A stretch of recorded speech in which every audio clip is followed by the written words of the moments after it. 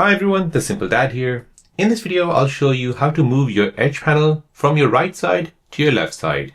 If your dominant hand is your left hand and you want to access your edge panel through this way here, then let me show you how to do this. So the benefit for this is that it's perfect for left-handed users, or it's quicker access depending on your grip. It basically improves your ergonomics.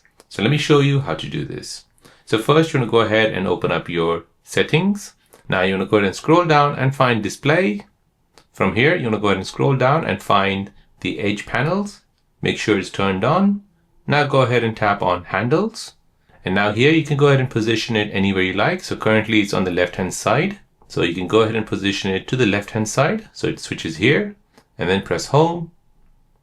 Now you can go ahead and use your left hand, access your edge panel, and you can basically use your edge panel on your Samsung S25 Ultra. So there you go guys, that's how to move your edge panel to the left hand side from the right hand side.